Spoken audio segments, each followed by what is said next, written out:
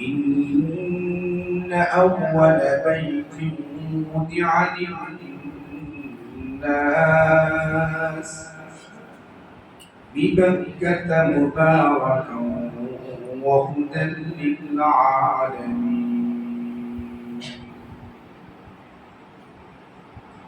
وقال النبي صلى الله عليه وسلم: تابعوا بين الحج والعمرة فإنهما ينفيان الفقر والذنوب، أو كما قال عليه الصلاة والسلام: إن الله وملائكته يصلون على النبي يا أيها الذين آمنوا صلوا عليه وسلموا تسليما. اللهم صل على محمد وعلى كما صليت على إبراهيم وعلى إبراهيم إنك حميد مجيد. اللهم بارك على محمد وعلى آل محمد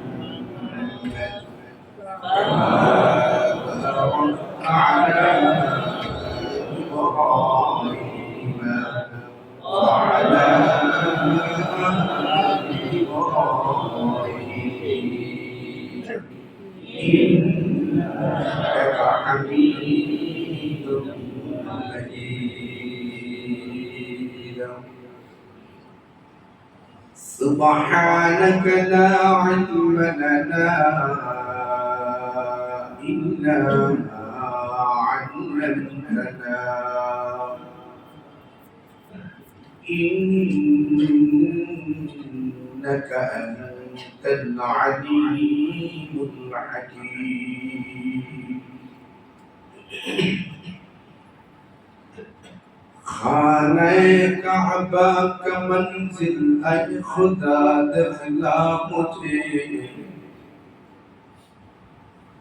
खाने काबा का मंजिल ऐ खुदा दिखला मुझे, मक्का और शहर मदीना देखने को दे मुझे, मक्का और शहर मदीना देखने को दे मुझे।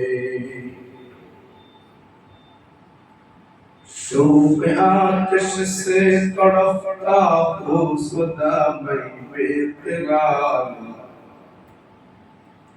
शौक़ आतिश से तड़पता हो सदा मैं बेकरार, हाज़िरी शहर मदीना कब नसीबे हो मुझे, हाज़िरी शहर मदीना कब नसीबे हो मुझे। गुंबदे खदरा दिखा दे रोज़े अतहर मुझे, दरमियाने कब्र मिंबर गिरगिराने दे मुझे, दरमियाने कब्र मिंबर गिरगिराने दे मुझे। रोज़े अक़दस दिखा कर अश्क में दे नवार, मिस्ल अबू बकर उमर उस्मान अली यार मुझे।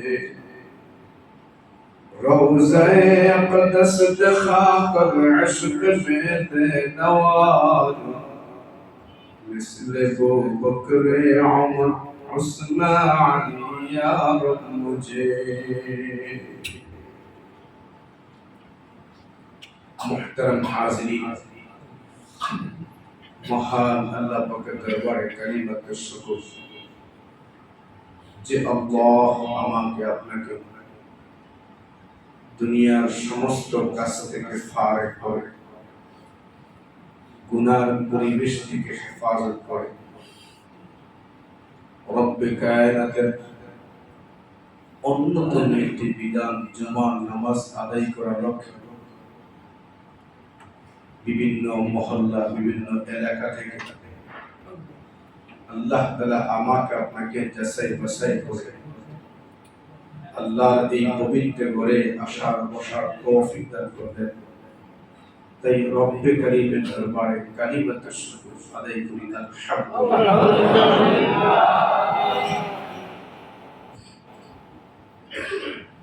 এই পৃথিবীতে আল্লাহ তাআলা যত ধর্ম পাঠাইছে যত বিধিবিধান পাঠাইছে এর মধ্যে অন্যতম শ্রেষ্ঠতম একটি ধর্ম হলো ইসলাম। আল্লাহ নিজে বলেন ইন্নাদ দীনা ইনদাল্লাহিল ইসলাম, আল্লাহর কাছে সবচেয়ে গ্রহণযোগ্য আল্লাহর কাছে সবচেয়ে মনোনীত ধর্ম হলো ইসলাম। এই জমিনে খ্রিস্ট ধর্ম আছে, যদিও এর বিধিবিধান এখন বাতিল। এই জমিনে ইহুদি মতবাদ আছে, যদিও এর মতবাদ বা বিধিবিধান বাতিল, কিন্তু এগুলো আল্লাহর পাঠানো ধর্ম। আল্লাহ তাআলা বলেন আমি যত নীতিমালা পাঠাইছি সমস্ত পাঠানো নীতিমালার মধ্যে সবচেয়ে শ্রেষ্ঠ ধর্ম হলো ইসলাম।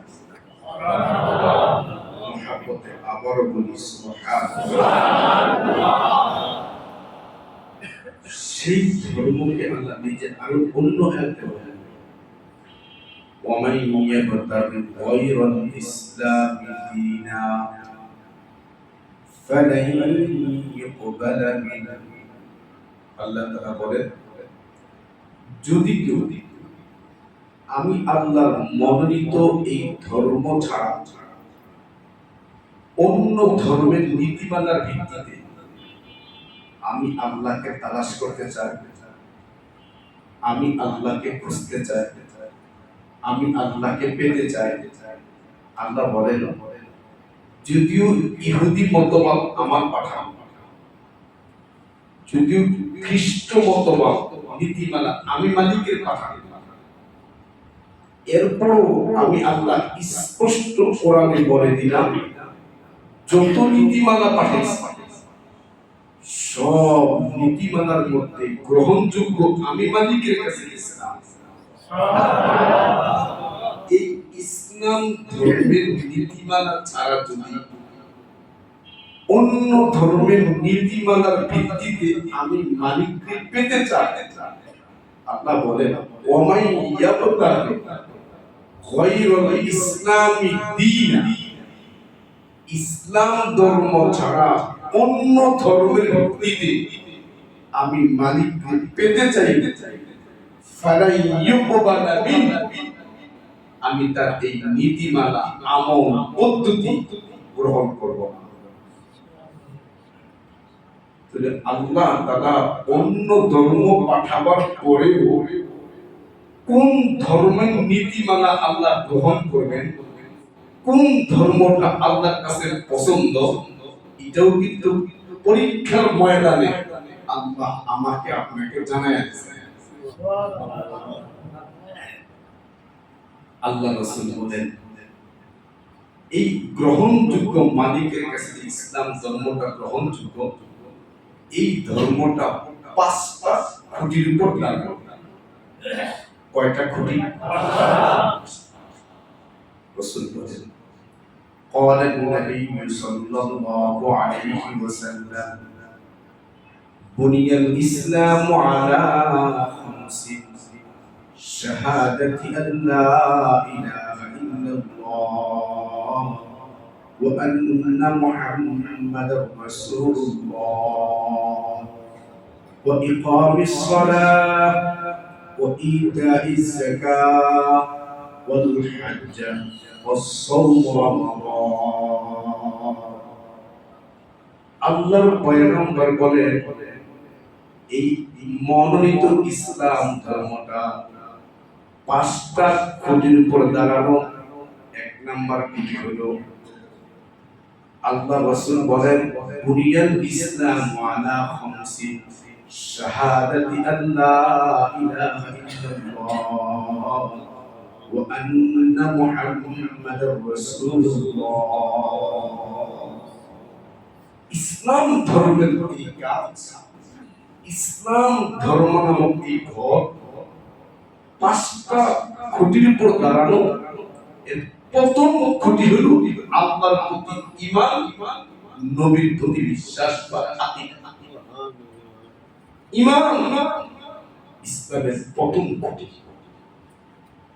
আল্লাহর প্রতি, রাসূলের প্রতি এই বিশ্বাস স্থাপন, এই মনোনীত আল্লাহর ইসলাম ধর্মটাদের মনোনীত গ্রহণযোগ্য, এই গ্রহণযোগ্যশীল ধর্মের প্রথম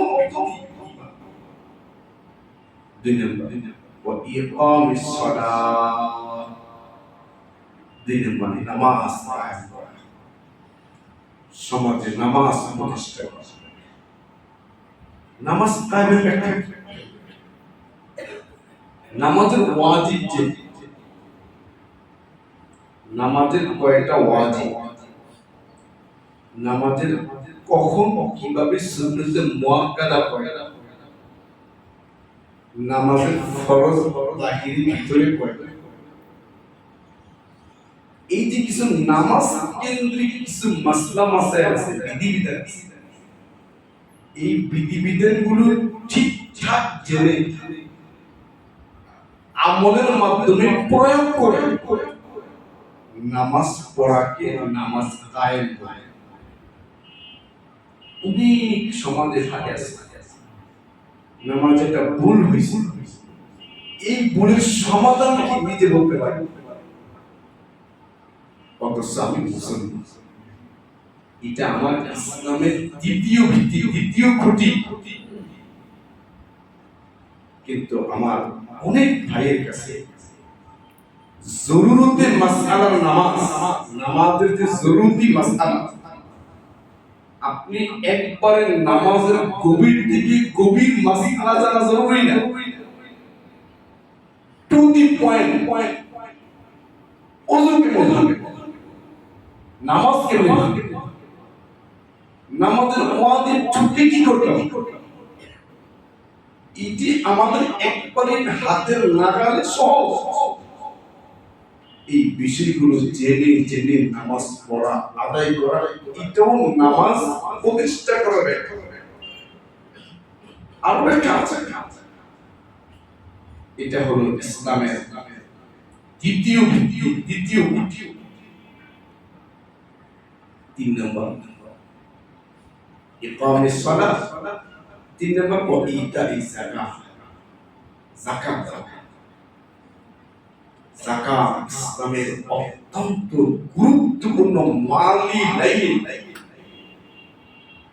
মালের ব্যাপারে, মালের দ্বারা যত নেকি আমরা কামাই, সমস্ত মালের মাধ্যমে যত নেকি আমি আপনি উপার্জন করি, সমস্ত মালি লাইনে ইবাদত করার প্রথম হাতিয়ার যাকাত।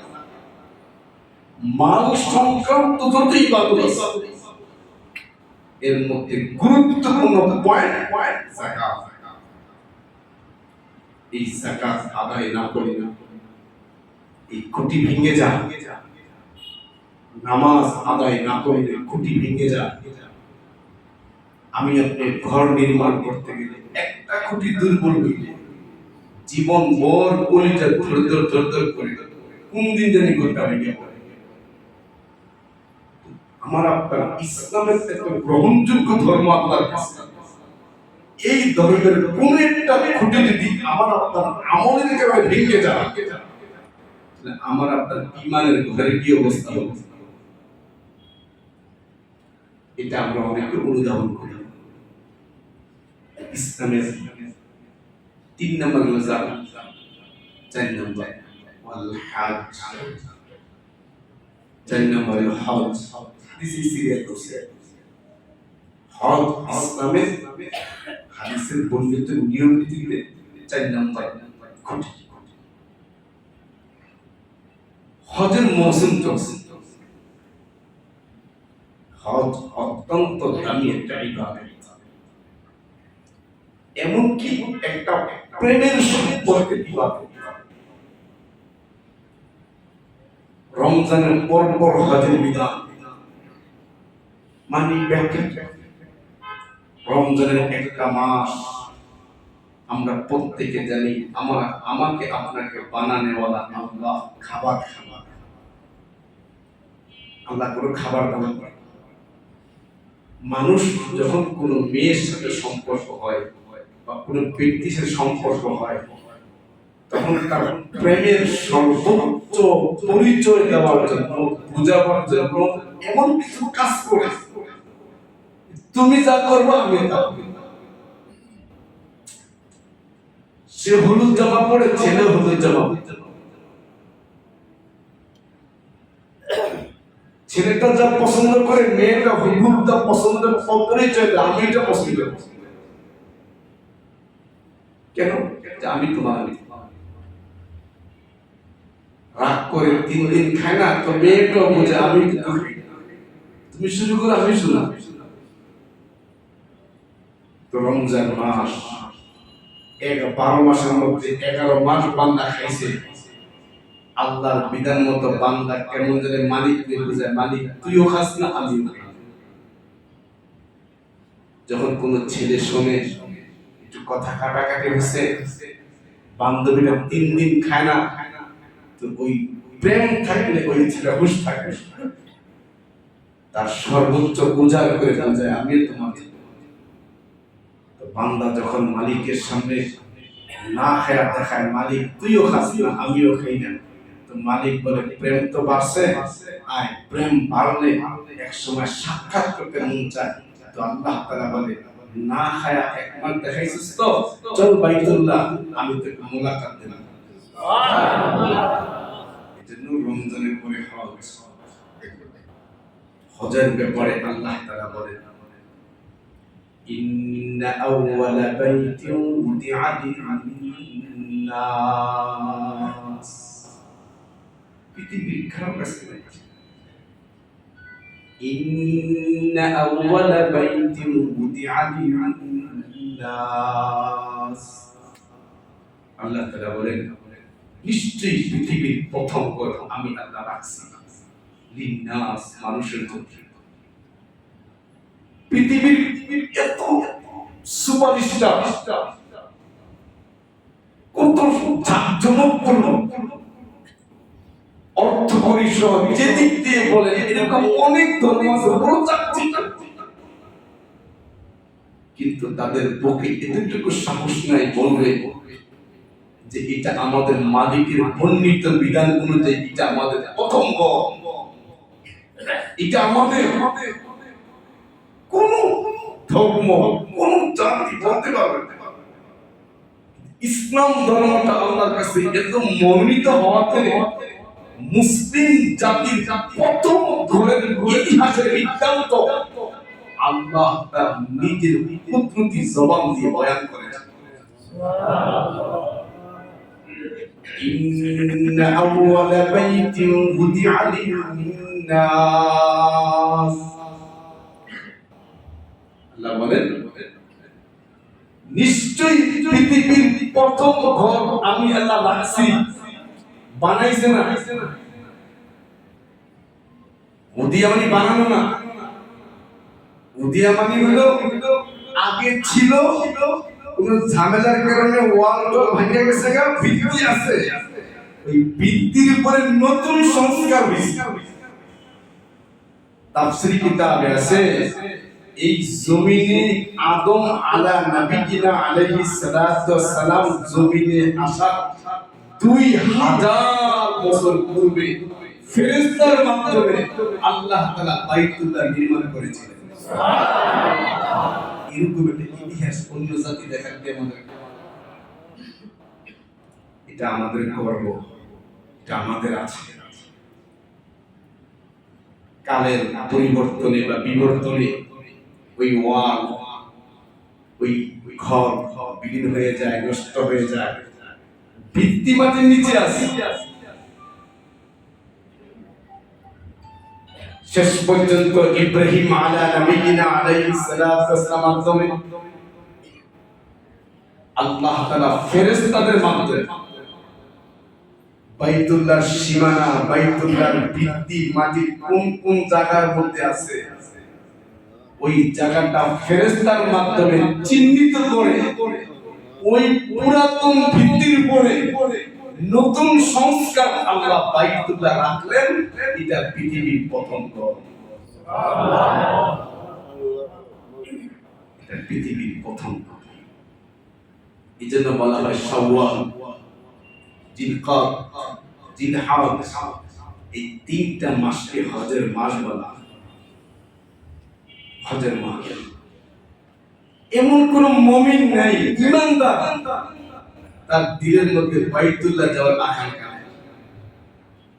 মনে হয় না কেউ আছে যে থাকে, ঈমানে জানান আছে, টাকা থাকুক বা না থাকুক, ঈমানদার বাইতুল্লাহ যাওয়ার কল্পনা বা চিন্তা নাই, হতেই পারে। মানুষ না শুধু, এই পৃথিবীর অসংখ্য মাখলুক,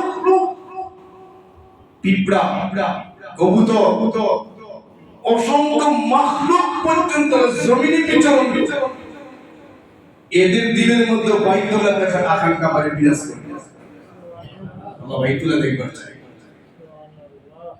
এটা ওই জায়গায় না গেলে বোঝানো যাবে না এই ঘরটার মধ্যে এত মায়া কেন। কালো গিলাফে একটা ঘর, ইট পাটকে দিয়ে তৈরি করা, খোদার কসম এই বাইতুল্লাহ কালো গিলাফে ঘরটা দিনে 24টা ঘন্টা তাকায় থাকেন, কোন ঈমানদার বলবে না আমার ভালো লাগে না, বলবে না। পৃথিবীতে তিনটা জিনিস আছে কখনো তার তৃপ্তি শেষ হয় না, কখনো তৃপ্তি শেষ হয় না। এক নম্বর পানি। পৃথিবীর আসলে কেউ বলে না পানি সব লাগে না, পানি পান করতে মন চায়। এই যে জীবন থেকে পানি পাওয়া যায়, এখন ফিরে দিয়েছে, দেখলে খেতে মন চায়, খাই, সাদা দেখা যায় সুন্দর। অসুস্থতা ভিন্ন জিনিস, পানি আল্লাহ তাআলা এমন করে তৈরি করেছেন, 60 বছর পানি পান করতেছেন। কেউ বলছে এই পানি সারা ভালো লাগে না, শরবত ভালো লাগে না, বহু করে বলছে। রং চেঞ্জ, এক গ্লাস খাইছেন, না না সাদা পানি দাও, এটা আল্লাহর কুদরত, স্বয়ং আল্লাহর কুদরত। সাদা পানি কি আপনি অন্য ভাবে আইটেম করে খাচ্ছেন? একবার খাবেন, দুইবার খাবেন, তিনবার খাবেন, পরে বলবেন না সাদা পানি। এই জন্য মরণ কালেও পানি পান করতে মন চায়। দুই নম্বর, পৃথিবীর আকাশ পানে যতই তাকাবেন কেউ বলবে না আকাশটা না আজকে ভালো লাগে। হ্যাঁ, ডান দিকে তাকাবেন এক রং, মজাই লাগে, এত সুন্দর রং দিয়ে তৈরি করলো কে। আবার যখন বাম দিকে তাকাবেন আরেক রং, এরকম করলো কে। অনেক নীরবে তাকায় থাকে, একটা সুন্দর আকাশ। যখন পিছনে তাকায় আরেক রঙের রং। আজ পর্যন্ত এমন পৃথিবীতে বোকা পাওয়া যায় না যে আকাশে জীবনে করে তাকায় না, ভালো লাগে না। নিজের বাড়ির ছাদের দিকে তাকায় না বহু মানুষ আছে, রংটা ভালো লাগে। পাল্টাইতে হবে। রোমকে কত কারুকার্য করে, 2 বছর পরে কারুকার্য পাল্টায়, তাকায় না, ভালো লাগে না। আজ পর্যন্ত পৃথিবীর কোনো মানুষ বলে না আসমানে আর তাকানো ভালো লাগে না, চশমা লাগা, তাকাইতে মন চায়। 3 নাম্বার, পৃথিবীর সবচেয়ে তৃপ্তি শেষ হয় না বাইতুল্লাহর দিকে তাকাই, বারবার তাকাইতে মন চায়। হাজিরা যখন বাসায় থাকে 2-2.5 ঘন্টা থাকে, দেউলে যখন বাইতুল্লাহর ভিতরে আসে, প্রত্যেকটা হাজির হুজুর মসজিদে ভালো লাগে, চত্বরে নিয়ে যান, বসে বসে বাইতুল্লাহ দেখলে ভালো লাগে। কেন? ইন্না আউওয়ালা বাইতিন উযিআ লিন-নাস, এটা পৃথিবীর প্রথম ঘর, এটা আমাদের জন্মস্থান। এই বাইতুল্লাহর মাটিতেই পৃথিবীতে আল্লাহ প্রথম বানাইছে, ওই মাটি থেকে আল্লাহ আমাদের আপনারা বানাইছে। মানুষ যত কিছু করুক, জন্মস্থানকে ভুলে না। হ্যাঁ, হালাতের বা পরিবেশের কারণে যেতে মন চায় না, আত্মীয়তার দুর্ব্যবহারের কারণে, এরপরে মনের মধ্যে টান থাকে, এটা আমার জন্মস্থান। ঠিক তেমনি ভাবে দুনিয়ার যে মাটিতে আপনি জন্ম নিছেন, 2-3 মিনিট বা 1 ঘন্টার মাধ্যমে যদি এত মায়া ঘরটার প্রতি লাগে, এত মায়া থানার প্রতি লাগে, এত মায়া জেলার প্রতি লাগে, এত মায়া ইউনিয়নের প্রতি লাগে, যেই জমিন থেকে আমার একটা অস্তিত্ব বাইতুল্লাহ তলদেশের মাটি, সেখানে মায়া কেন লাগবে না? এই যে রাসূল বলেছেন, এই বাইতুল্লাহ আসার যা টাকা হয়ে গেছে, শুনেন মুসলমান, বাইতুল্লাহ যাওয়ার যা টাকা হয়ে গেছে, বাইতুল্লাহ যাওয়ার মতো খরচ যার হাতে চলে আসছে, বাইতুল্লাহ থাকবে 40 দিন, নিজের বাড়ির খরচের টাকাও তার হাতে এসে পড়ছে। সে সুস্থ ছিল 1 বছর, সুস্থ ছিল পরের বছর, সুস্থ ছিল এর পরের বছর, 5 বছর, একেবারে 5 বছর, 5 বছর টাকা ঘুরেছে, টাকা হাতে ছিল, সুস্থ ছিল, সবল ছিল, রাস্তাও নিরাপদ ছিল, যাই যাচ্ছি 5 বছর ঘুরেছে।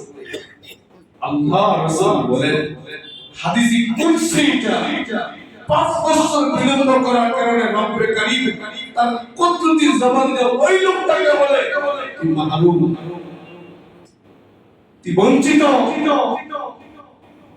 5টা বছর সুস্থতা দিলাম, 5টা বছর সুযোগ দিলাম, তুই আমার বাইতুল্লাহ আসতে পারলি না।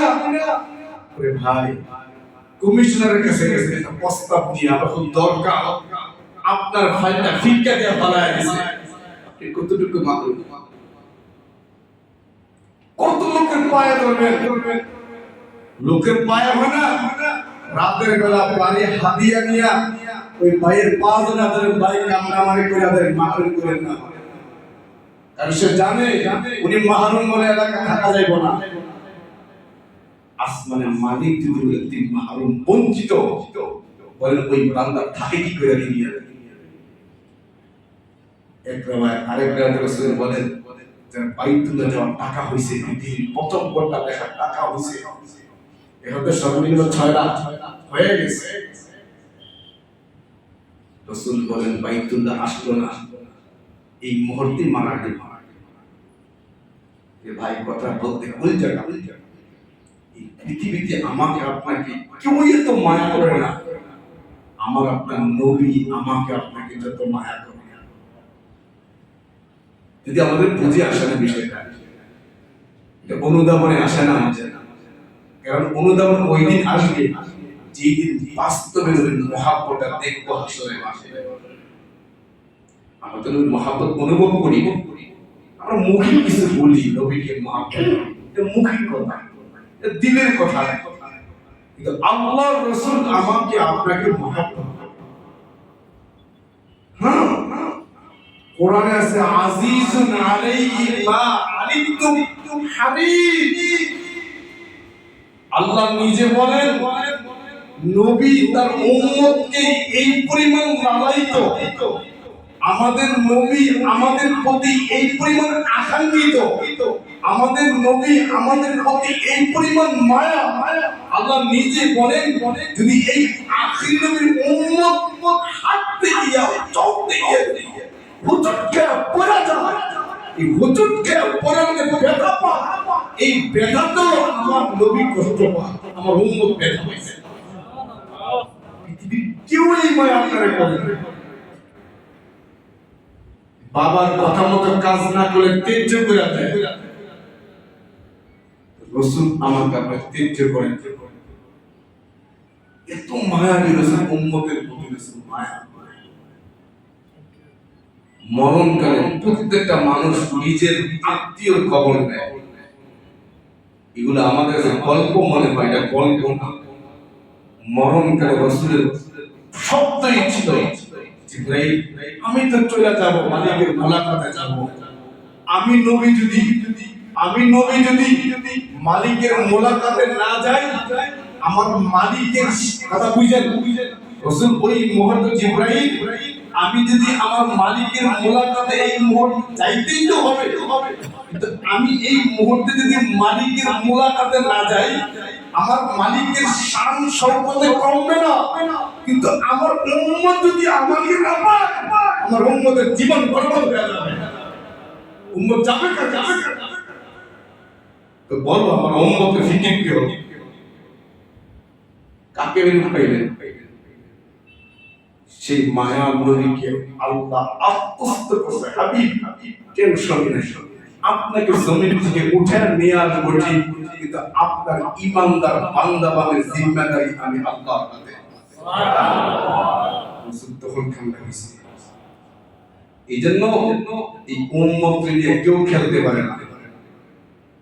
আমাদের গালি দিবেন দেন আপনারা, এই উম্মতের আপনার উম্মত নিয়ে এই পৃথিবীর কোন চক্র, এই পৃথিবীর কোন দল আর মত ইসলাম নিয়ে খেলবে, কোরআন নিয়ে খেলবে, উম্মত নিয়ে খেলবে, এদেশের জাগ্রত উলামায়ে কেরাম বুকে পাতা রক্ত দিবে, খেলতে দিবে না। আল্লাহ দায়িত্ব নিছে তো এটা, খেলতে দিবেন। অনেকে খেলতে আসছে, ওর জীবন যৌবন জিন্দেগি বরবাদ হয়ে গেছে, ইসলাম আজও টিকে আছে। এই হজ নিয়ে কত কটূক্তি করছে, অস্তিত্ব দুনিয়ায় নেই তার এখন। হজটা এখনো চলছে, বুঝেন নাই কিছু? কত বড় হাইব্রিড নিয়ে তারা কত মন্তব্য করছে। এই লোকটা কি বেঁচে আছে না মরে আছে কেউ জানে না এখন। হজ তো ঠিকই আছে, সব নিয়ে খেলা যায়, এই নিয়ে খেলতে মুশকিল। কারণ এটার জিম্মাদারি কার হাতে? কার হাতে? দুর্বল তো কোনো নাই দিন নয়, ধরা আছে কার কাছে? আল্লাহ নিজে বলছে হাবিব টেনশন করে, জিম্মাদারি আমার। সেই মায়াবী রাসূল তার পবিত্র জবান দিয়ে বলে, যার বাইতুল্লাহর আসা খরচ হয়ে গেছে কিন্তু আসতে পারলো না, ইন্তেকাল হয়ে গেল। রাসূল বলেন তার ইন্তেকালটা ইহুদির হালাতে হোক বা খ্রিস্টানের হালাতে হোক, আমি নবীর কিচ্ছু আসে না, কিচ্ছু আসে না, কিচ্ছু আসে না। কথাটা কত ওজন, যে নবী আমার আপনার জন্য আরশে যায় না, আমার আপনার অপেক্ষায় শুয়ে রয়েছে, সেই নবী বলে আমার উম্মতটা ইহুদি হয়ে আমার নাসারা হয়ে আমার কিচ্ছু আসবে না। আবার রাসূল বলে আমার উম্মত ভাবতে পারে এত টাকা খরচ করবো তো লাভটা হবে কি? রাসূল বলে লাভটা হবে জানতে চাও? তাবিউ বাইনাল হজ্জ ওয়াল উমরা فإنهما ينفيان الفقر والذنوب। আল্লাহর পয়গম্বর উম্মত বাইতুল্লাহ টাকা খরচ করে যাইবা, যদি তোমার ইখলাস ঠিক থাকে, নিয়ত ঠিক থাকে, আমি নবী ওয়াদা দিলাম বারবার উমরা করো বা হজ করো, উমরা করো, হজে গেলা উমরায় গেলা টাকা খরচ। আল্লাহ রাসূল বলেন উমরার দ্বারা তোমার গুনাহগুলো পরিষ্কার হয়ে যায়, হজের দ্বারা গুনাহগুলো পরিষ্কার হয়ে যায়। গুনাহ তো পরিষ্কার করবেই তো করবে, কিন্তু মালি লাইনে রাসূল বলেন যে নিয়ে আমরা বেশি ভয় পাই আল্লাহর পয়গম্বর বলছেন হজ আর উমরার দ্বারা উম্মত তোমার গুনাহ মাফ হবে নিশ্চিত। শুধু গুনাহ মাফ না, একজন মা আজকে সকালবেলা যে বাচ্চাটা প্রসব করছে ওই বাচ্চার যেমন গুনাহ নাই, গুনার চিহ্ন নাই, গুনার দাগ নাই, গুনার দুর্গন্ধ নাই, একবারে পাক। আল্লাহর পয়গম্বর বলেন আমার যে উম্মত বাইতুল্লাহ সফর করলো, হজ আর উমরা করলো, ওই আজকে সকালবেলা যে বাচ্চা প্রসব করছে তার যেমন জিন্দেগিতে গুনাহ দাগ নাই, ওই নবজাতক বাচ্চার মতো একজন উমরাকারীকে, একজন হাজীকে আল্লাহ তাআলা গুনাহ মুক্ত জীবন বানায়া দেয়। সুবহানাল্লাহ। শুধু গুনাহ মুক্ত তো বানাই নাই, তোমার মাল যে খরচ হইছে রাসূল বলে তোমার মাল যে বাড়বে, তোমার মালে যে বরকত হবে এটা আমি নবী গ্যারান্টি দিলাম। সুবহানাল্লাহ। এজন্য এই দেশে অনেক শিল্পপতি বিজ্ঞান করে খায়া মরছে, কিন্তু আজ পর্যন্ত ইতিহাসে পাই নাই বাইতুল্লাহ সফর করনে वाला হাজী বিজ্ঞান করে গেছে। হ্যাঁ এটি বাস্তবতা। আজকে দেখেন মাল কেবে বাড়ে পরে দেখ আমরা বিশ্বাস নাই, আমরা বিশ্বাস করি কি না বাইতুল্লাহ যাম 6 লাখ যাবে, 6 লাখের লগে আর 6 লাখ লাগা ছাদটা খিসলু প্রত্যেক বছর 1 লাখ পাবো। ওই লাভ দেখে ছাদটা খিসে ইচ্ছে সব কিছু করে আরেকটা 1 লাখ করে দিছে, 10 মাসে বাড়ান কে দিছে, আর পুলিশ দিয়ে কোন মতে রেখে দিয়েছে। আমরা যে এই লাভ রাসূল বলেন না হজের টাকা হইছে, উমরা সফরের টাকা হইছে, বাইতুল্লাহ যাও আরো আশ্চর্য হয়ে যায়। রাসূল বলে ঋণে পড়ে গেছে, ঋণ ছাড়ে না, অনেক ঋণ। রাসূল বলে ঋণ ছাড়ে না তো কোনো মতে গোসায় বাইতুল্লাহ যাও, উল্টা ঋণ এসে বাইতুল্লাহ কেমনে যাবে, ঋণ বেশি তো বাইতুল্লাহ যাও। রাসূল ওয়াদা করছে হজ উমরা করলে টাকা বাড়ে, টাকা বাড়লে তো ঋণ পরিশোধ করতে পারবো। আবার আমরা সালাক আছে হুজুর হজ কি ঋণ করে করা যায়, বাবা কি মাসালা খুঁজে শরীয়তের বিরোধী কাজ করে না। এর জিজ্ঞাসা ভাই আপনি মেয়ে যে বিয়া দিছেন সুদের টাকা আনছেন জায়েজ আছে? কি ভাই এরকম গারেমা নাই আমার মাসালা শুনে মনে হয় উনি সুন্নতের খেলাফ কোনো কাজ করে না, তো সাতটা খেছে না রোডের টাকা নাই দিন তো লাগে নেই, তখন হুজুর জিজ্ঞাসা হুজুর সাতটা যে করবো ঋণ করে টাকা লমু এটা জিজ্ঞাসা না হজের বেলায় করে ঋণ করে হজ করা যায়, ঋণ করে বাড়ি করা লাগে এগুলো আসল জানার কথা না, এগুলো মালিকের ফাঁকি দেওয়ার কথা। বাড়ির মহাব্বত আছে তাই ঋণ পরিশোধের রাস্তা নাই, এরপর রাস্তা বাইর করে লাগবেই আমার। যখন মালিকের লোকে আমার সম্পর্ক গভীর হয়ে যাবে ঋণ না আরো 7 সমুদ্র শিরোচাও দেওয়া হবে মহাব্বত থাকবে। এর প্রথম বাবাইকরা মাসি আমাদের এই হজের মৌসুম আমার তো বাস্তবতা একদম লৌকিকতা না, হজের মৌসুমে প্লেন দেখলে কান্না আসে, হাজিরা যাচ্ছে এই আজকে 3 তারিখ মে মাসের 9 তারিখ থেকে 24 সালে হজের প্রথম ফ্লাইট শুরু হয়েছে। এখন থেকে দোয়া কর আল্লাহ জীবনে কি আর আছে বাইতুল্লাহ একবার দেখা, কেমনে নিবেন আপনি জানেন? শোনেন ভাই টাকা দিয়ে হজ হয় মনে রেখে টাকা দিয়ে হজ হয়, আবার টাকা ছাড়াও হজ হয়। হ্যাঁ টাকা থাকলে হজে যাবেন না পারবেন না, আবার টাকা নাই তাও পারবেন না, তো কি লাগে দিল লাগে, দিল লাগে।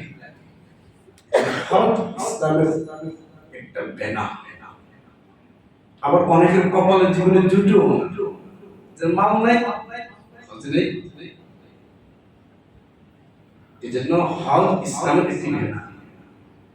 রাসূল বলেন তোমরা জীবনে একবার হজ করো, জীবনে একবার, বারবার না। হ্যাঁ, বারবার যা সুযোগ থাকে যাও, নফল হবে। এই জন্য আমার ভাইয়েরা হজের প্রস্তুতি গ্রহণ করুন, জিন্দেগির পরিবর্তন আসবে, গুনাহ মাফ হবে। রাসূলের কত বড় ধমকি থেকে বাঁচতে পারতেন, এই কথা ভাইবেন না যে হজে গেলে তো বাধা হয়ে যাওয়া লাগে, এত তাতে বাধা হয়ে লাভ কি। অনেক ভাইয়েরা আছে যে বলে উল্টাপাল্টা করছি, হজের তেমন উল্টাপাল্টা করে আগে সব করে হয়, পরে ভালো হয়ে যাবে। চিন্তা করছে শয়তান কি পরিমাণ ধোঁকা। হজ অনেক কঠিন, হজ অনেক কঠিন, যুদ্ধের যে হজের আমলে কষ্ট বেশি। এটা যদি আপনি শেষ জীবনের শেষ প্রান্তে যান, অনেক আহকাম আদায় করা যায় না। আদায় করলেও দিনের মধ্যে অতৃপ্তি থাকে। হ্যাঁ, আরাফায় মন মতো কিছু করতে পারলাম না, হ্যাঁ মিনায় মন মতো কিছু করতে পারলাম না, হ্যাঁ শয়তানকে পাথরটা মন মতো জিন্নে মারার তরিকা আমি তো ভয়ে পারলাম না, আমি তো তোয়াফটা করতে পারলাম না, অতৃপ্তি ভয়ে ভয়ে কাজ করে। এই জন্য আমাদের শক্তি সম্বল থাকবে, শক্তি সম্বল থাকবে। আল্লাহ নিজে বলেন ওয়ালিল্লাহি আলান নাসি হিজ্জুল বাইত মান ইসতাতা ইলাইহি সাবিলা। শক্তি সম্পন্ন হলে আত্মিকভাবে শারীরিকভাবে ওয়ালিল্লাহি আলান নাস, আল্লাহর জন্য সফর করো, আল্লাহর জন্য সফর করো, দেখবা তোমার জিন্দেগির পরিবর্তন এসে, ইমানের পরিবর্তন এসে। আল্লাহ বলেন ইন্না আউওয়ালা বাইতিন উদিআ লিন-নাস, রাষ্ট্রীয় পৃথিবীর প্রথম ঘর বিবাক্কা, বাক্কা, আমরা শব্দ বাক্কা আছে, কিন্তু আমরা জানি মক্কা, কোরআনে আসছে বাক্কা, আমরা প্রত্যেক কি জানি ভাই বলেন মক্কা, উল্টে গেল না ব্যাখ্যা সঠিক উত্তর আছে। এক রিওয়ায়াতে আছে বাইতুল্লাহ যে এলাকা রাখা, ওই এলাকার মূল নাম বাক্কা, নাম পরিবর্তন হয়েছে। যেমন আমাদের ঢাকার আগের নাম ছিল জাহাঙ্গীর, পরে হয়েছে ঢাকা। ঠিক আগের নাম ছিল বাক্কা, পরে হয়েছে মক্কা, একই তো। আর আশ্চর্য হলো মক্কা বাইতুল্লাহ এমন একটা জায়গা, এটা না গেলে বোঝান যায় না। যদি লক্ষ কোটি মানুষও একসাথে বাইতুল্লাহ ঢুকে, আজিব লক্ষ কোটি তো হয় না, যদি হয় কখন একাধিক লক্ষ তো হয়ে যায়, লক্ষ মানুষ বাইতুল্লাহ ঢুকে একটা মানুষ বলবে না আমার জায়গা হয় না। হ্যাঁ, মানে তাকাইলে যখন তোয়াফ শুরু হয়, তোয়াফ শুরু হয়, তিল দেওয়ার জায়গা নাই, আপনি যত আগাবেন জায়গা হবে। এটা আল্লাহর কুদরত, আল্লাহর রহমতের মতো জায়গাটা বড় করে গেল। হ্যাঁ, মিনায় যাচ্ছেন পাথর মারবেন, আপনি তাকাইবেন, আপনার পাও চলবে না, ভয় এত মানুষ হয় পারবেন না, বিশ্বাস করেন না, আগান সামনে ফাঁকা, বাস্তবতা সামনে ফাঁকা। এটা আল্লাহর খাস কুদরত। ভাই হজের কাজ শুরু হয়ে গেছে, 25-এ তারা যাবেন, এখন নিবন্ধন করে ফেলেন, কোন আলেমের যোগাযোগে নিবন্ধন করে ফেলেন, বাইতুল্লাহ যাবেন। এরপরে যেতে পারলেন না, মালিক আপনাকে বাইতুল্লাহ মুসাফিরের কাফেলায় নাম দেন। আমার বান্দা তো প্রস্তুত ছিল, এই কথা ভেবেন না এত বছর পরে যাব, গ্যারান্টি হায়াতের কোনো গ্যারান্টি। কত মানুষ আজ তো অ্যাক্সিডেন্ট হয়েছে, সে গাজীপুরের সামনাসামনি মোহাম খাইছে, ওরা ভাবছিল আমাদের শেষ। এই জন্য ভাই আল্লাহ বলেন আমি পাক্কা রাখছি। এমন কি বলেন আল্লাহ, ইন্না আউওয়ালা বাইতুন বুদিআ লিন-নাস বিবাক্কাতা মুবারাকান মুবারাক। আল্লাহ বলেন এই ঘরটা না বরকত ওয়ালা। বলে কি ওয়ালা? বলে বারে বারে এই ঘরটা অনেক কিছু বাড়ে। কেমন বাড়ে? নামাজ পড়বা এক রাকাত। কি বাড়াবে? কি বাড়াবে? নামাজ পড়বা এক রাকাত। নামাজ পড়বা এক রাকাত আর দুই রাকাত। প্রতি রাকাতে 1 লক্ষ রাকাত নামাজ পড়া সওয়াব হয়। সুবহানাল্লাহ। জীবনে কয় বছর কামাইছেন? কয় বছর কামাইছেন? প্রতি রাকাতে 1 লক্ষ রাকাতের নামাজের সওয়াব। বলেন প্রতি রাকাতে 1 লক্ষ। আমার আপনার 7 বছর হায়াতে হইলে 1 লক্ষ রাকাত নামাজ, সেখানে এক রাকাতে ভাবছেন। আল্লাহ রাসূল বলেন বাইতুল্লাহ তওয়াফ করবা, তওয়াফ কর, তওয়াফ যে পৃথিবীতে কোথাও নাই, প্রতি তওয়াফে একটা 20টা রহমতের মাথায় পড়ে। হ্যাঁ, তো তাকায় থাকবা, তাকায় থাকবা। আমি তওয়াফ করব, তাকায় থাকবো, এরপরে 20টা পাবি। এজন্য বাইতুল্লাহ তাকায় থাকাটা ইবাদত। হ্যাঁ, গেলে দেখবেন পিলারের কোণায়, সিঁড়ির কোণায় আল্লাহ কিছু বান্দা চুপ করে কোন ডাইন বাম কি হচ্ছে, বাঁশি বাজছে না, পুলিশ আসছে না, কে মারছে কি হয়েছে কোনো খবর নাই, চুপচাপ চোখের পানি পড়ছে আর উপরে নিতেছে। আমার এক হযরত সাহেবের এক মহিলা বুরকা পরা, আমার এমন এখনো দৃশ্য মনে পড়ে। ওই মনে কি যে বলতেছে, কি যে কান্না করতে, আমি বলতে বলি আল্লাহ ওর প্রেমটা আমি পাইতাম। সিঁড়ির কোনায় বসে মেয়ের মহিলা কাঁদতেছে, ভাই তুই তাকায় তাকায়, তোর প্রেমটা আমি পাইতাম। এটা বাইতুল্লাহ তাকায় তাকায় ইবাদত, বরকত, মুবারাক। আর বলেন হুদাল লিল আলামিন, পুরো বিশ্ব জগতের জন্য হেদায়েত। কোন বেঈমান তো ঢোকার নিষেধ। হ্যাঁ, পৃথিবীর কোন জাতির কাছে নাই। হিন্দুদের মন্দিরে যান সবাই ঢুকতে পারে, খ্রিস্টানদের ইবাদতখানায় যান সবাই ঢুকতে পারে, ইহুদির ইবাদতখানায় যান সবাই ঢুকতে পারে, কিন্তু খোদার জাত ও সিফাতের কসম বাইতুল্লাহর সীমানায় মুসলমান ছাড়া কেউ ঢুকতে পারে না। এটা আমাদের শান। এজন্য রেলওয়ালা গেটের সামনে 2টা রাস্তা, একটা মুসলমানের লাগে, একটা বেঈমানের লাগে, লেখা আছে যে চেক করে। এখন তো উল্টাপাল্টা হয়ে গেছে, আগে কুটির পার চেক করতো, বেঈমান এই রাস্তায়, ইমানদার এই রাস্তায়। রাস্তা ঢুকলো বাইতুল্লাহ আবার ঢুকতে পারে না।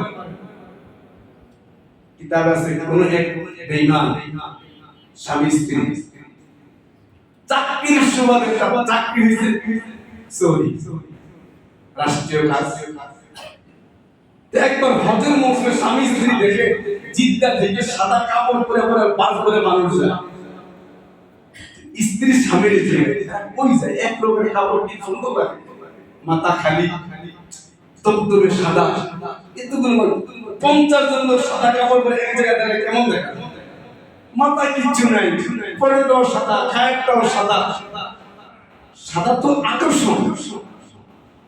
তো এই স্বামীটা বলে এই বছরে একবার মুসলমানদের হজের ইবাদত হয় একটা, এখানে ঘর আছে বাইতুল্লাহ বলে এটাকে, সেখানে সবাই যায়।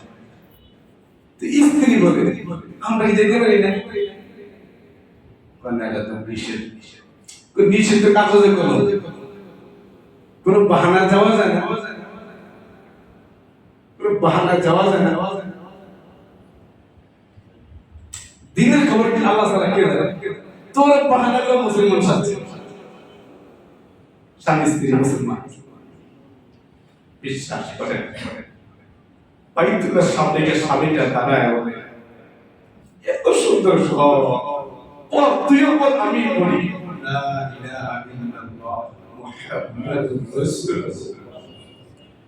এরে এত সুন্দর ধর্মের নীতিমালা, লক্ষ মানুষ একসাথে তোয়াফ করে, কারো পায়ের সাথে পা বাড়ি খায় না, কারো গায়ের সাথে পা বাড়ি খায় না, কোনো হইহুল্লোড় নাই, ডাইনে জায়গা দাও, বামে জায়গা দাও, আমাকে জায়গা দাও, কোনো আওয়াজ নাই, কোনো পুলিশও নাই, নিজ দায়িত্বে কি সুন্দর দৃশ্য। এই দৃশ্যের ধর্ম বিদ্যা হতে পারে না, পরকারী লোকে লোকে বসে হুদাল লিল আলামিন। বাইতুল্লাহ দেখে বহু বেঈমান কালিমা পড়ছে, গির্জা দেখে কালিমা পড়ে, খ্রিস্টানদের ইবাদতখানা দেখে কালিমা পড়ে। এক খ্রিস্টান যে আমাকে আলেম কে শাহরুল্লাহ মুহাদ্দিস দেহলভিকে বলে কি ভিক্ষা করে ধর্ম চালা, আমার কাছে কয় না কিছু করে হুজুর ভিক্ষা করে খায়। শাহরুল্লাহ মুহাদ্দিস দেহলভি খ্রিস্টান যায় বলে কি ভিক্ষার ধর্ম পালন করে, কি করি আমরা ভিক্ষার ধর্ম পালন করি। চল আজকে প্রমাণ হইব। কি প্রমাণ করবে? আমি তো গির্জার সামনে গিয়ে কোরআন পড়ব, যদি তোর গির্জা টিকা থাকে তোরটা হও, আর যদি তোর গির্জার টাসটা ভাঙা যায় বাতিল তো চলে। আমেন। পৃথিবীর কারো কাছে শক্তি নেই। শাহরুল্লাহ মুহাদ্দিস দেহলভি আল্লাহ গেলাম তোর নাম নিয়ে খেলা জন্ম আজকে খ্রিস্টানের গির্জার সামনে গিয়ে বলতেছে লাউ আনজালনা হাদাল কুরআন আলা জাবালিন লারাআইতা খাশিআন মুতাসাদ্দিআন মিন খাশিয়াতিল্লাহ।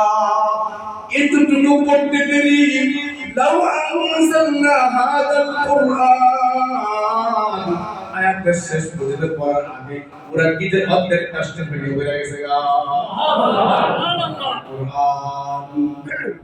অথচ বাইতুল্লাহ কত লোক বাংলার গেছে। আলাম তারা কাইফা ফাআলা রাব্বুকা বিআসহাবিল ফিল। বাইতুল্লাহ বাংলার গেছে।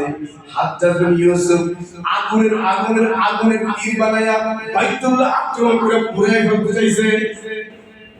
হাজ্জাজ ইউসুফ বাইতুল্লাহ অনেক কিছু পুরাই ফেলছিল, বাইতুল্লাহ কিচ্ছু হয় নাই। আসহাবে ফিল বাইতুল্লাহ ধ্বংস করবার গেছে, নিজে হালাক হয়ে গেছে গা। অথচ গির্জাওয়ালা আয়াত দিয়ে গির্জা ভেঙে দিয়েছে। এটা সেই কোরআন হুদাল লিল আলামিন, বিশ্ব জগতের হেদায়েত। এক বাচ্চা খ্রিস্টান বাচ্চা মা ঘরে বসে চ্যানেল পাল্টায় আর খানা খাওয়াই দিছে। চ্যানেল পাল্টাইতে হঠাৎ বাইতুল্লাহ দৃশ্য চলে আসছে। বাচ্চা ডাকে মারে থামা, ও দেখি এটা কি না না, বাচ্চা আমার বাহানা না মা দেখি বলে বাচ্চার বাহানাতে মা ওই চ্যানেল আবার ব্যাগ দিছে। ব্যাগ দিয়া বাচ্চা টাকা দেখে এতগুলো মানুষ সিরিয়ালে ঘুরে, কেউ অর্থাৎ 10 জন মানুষ জমা করে মাইক দিয়ে আমরা নিয়ন্ত্রণ করা যায় না।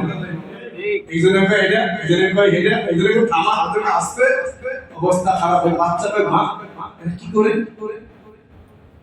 মা বলে এরা মুসলমানদের জাতির তওয়াফ করে, মা কোনো আওয়াজ দি নাই, সুরগুল দি নাই, পায়ের তলে পরে মানুষ মরে না। অথচ আমরা হাত গুলা খাটিয়ে পায়ের তলে মানুষ মারা যায়, রিলিফ আনতে গিয়ে পায়ের তলে মানুষ মারা যায়। হ্যাঁ, জিগাতে হয়ে গেছে বাইতুল্লাহ তওয়াফ করে গিয়ে পায়ের তলে মানুষ মরছে, সমান নাই। এমন কি আপনি তওয়াফের হালাত দেখে কোনো ব্যথা পাইছেন? আপনার পাশের হাতি দেখার আগে এমন নিয়ন্ত্রিত পুলিশ চলে আসছে আপনি নেওয়ার জন্য।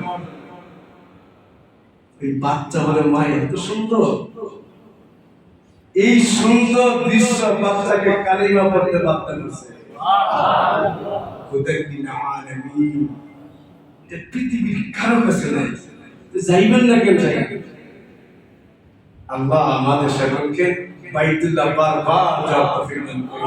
আমিন। আল্লাহ আমাদেরকে বাইতুল্লাহ যাওয়ার সব ব্যবস্থা করে দিন। আমিন। যারা নিয়ত করি এখন তো নিয়ত 25 নিয়ত করে ফেলি, 24 তারিখ শুরু করে 9 তারিখ জুলাই সারা বছর আমিও যাব। এই যে দোয়া চাই আল্লাহ তাআলা আমাদের সকলকে বাইতুল্লাহ বারবার যাওয়ার তৌফিক দান করুন। আমিন। যারা সুন্নাত পড়ে ইনশাআল্লাহ।